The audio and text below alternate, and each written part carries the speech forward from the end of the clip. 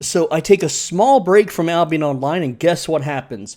They completely nerf drop rates for solo players that do dungeons, group dungeons, corrupted dungeons, the open world chests, all of it heavily, heavily nerfed.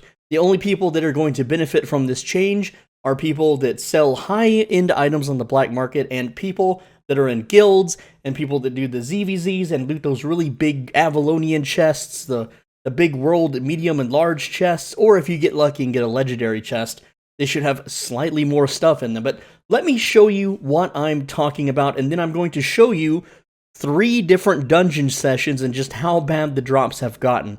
So what I'm talking about here is this patch change, June 19th, 2023, is when it was posted. And let me make it a little bit bigger for you here so you can actually read it. And essentially, it says that high-value chests were receiving less than intended value because, you know, guilds and groups players need more loot, right? What about us solo players?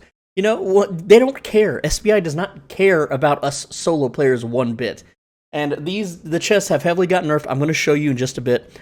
But essentially, it's saying that reduced drop chances for some items during the buffer. Now, that's only talking about the big chests. And it's going to be like, overall, the change players should eventually see is that large chests are now being filled more effectively, whilst this is the important part. Now, listen up. Whilst the chances of randomly getting high-value items from mobs or low-value chests will slightly decrease. And when they mean slightly, I mean 25 to 50%. They sliced it in half. Remember those, all the YouTubers, including me, were making videos about you can go to the mists and make 1 million silver per hour in a yellow zone. That's right, that's gone. That's completely nerfed, and it hurt solo dungeons, it hurt corrupted dungeons, and group dungeons along with it. And then what's funny is, you know, this forum post, right, yesterday at 12:59 p.m., you know, the forums are completely dead, so they had their employees post. At 1:20, you got Robin Hooders here. He's actually an employee for SBI. You can see here that he is an Albion Online TV host.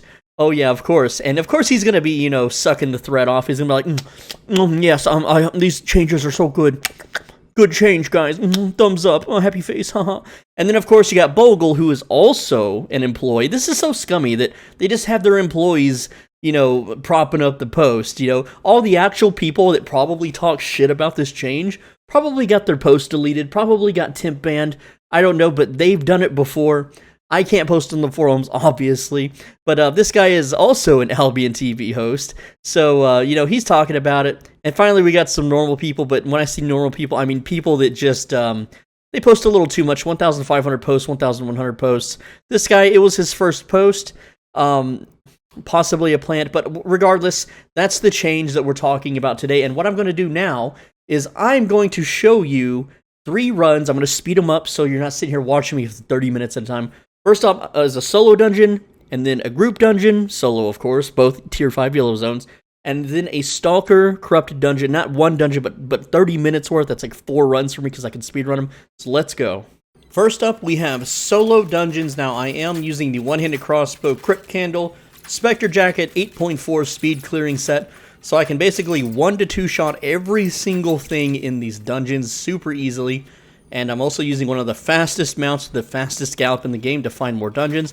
Now, I did stop and do a little bit of PvP to grab some open world chests, and I'll have the amount on the screen at the end of the run here, but just look at that food buff in the top left corner to see how much time remains for the solo dungeons. Now, normally, you know, back in the day, this was about 1 to 2 million silver per hour, and it's been nerfed over the years. And before the recent nerfs we're talking about today, this was about 450,000 silver per hour. That is without premium.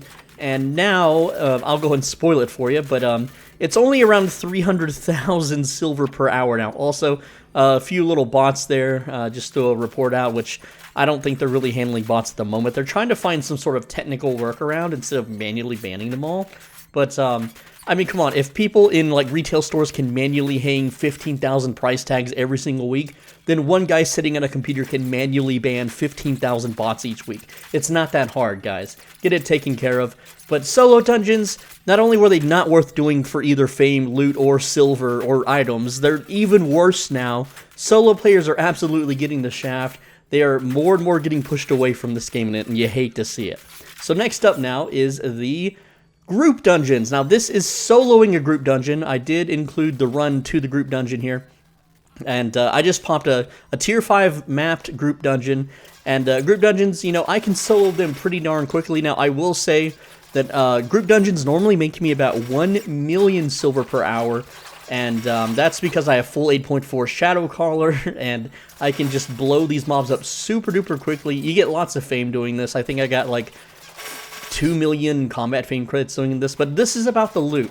Now, I will mention there were 2 bosses in this dungeon that I cannot defeat with my current set of items, and that is the Earth Daughter, because she has like 44,000 HP, and when you get her down below like 10%, she starts punching really hard, taking like over half your HP. It's an impossible fight without a one-handed dagger, and I don't have that spec'd up. I don't have 8.4 one-handed dagger. I just don't have the ability to do it.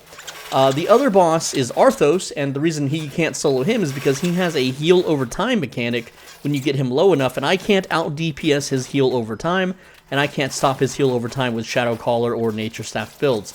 So those are that's a blue chest and a purple chest I was not able to get, but even if I did get those, it's still not that good, because off camera I did test more group dungeons, and this one was actually one of the better ones. And a lot of the loot is from, again, monster drops. I think I got like a tier 5 bag. You can slow down the video and pause it whenever I show the loot towards the end, but it's still not that good. And for the time it takes to do this, I actually cleared this in 15-ish minutes, so I multiplied it by 4, which I can clear dungeons pretty darn quickly. If you're not as geared as me, you won't be able to clear as fast. So there you go with that. That is the group dungeons. And yeah, again, can't solo Earth Daughter, can't solo Arthos. I also factored in faction point earnings because we did it in the yellow zone.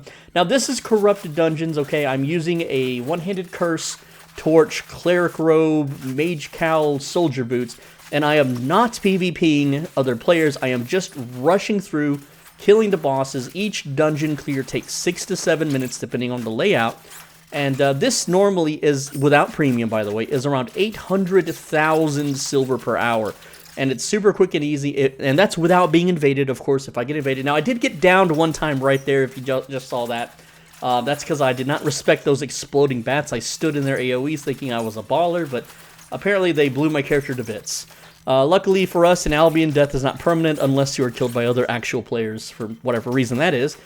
But, you know, corrupted dungeons, they're easy to do, they're pretty chill, and my set only costs 50k, so if I did get invaded and killed, it's not a big deal.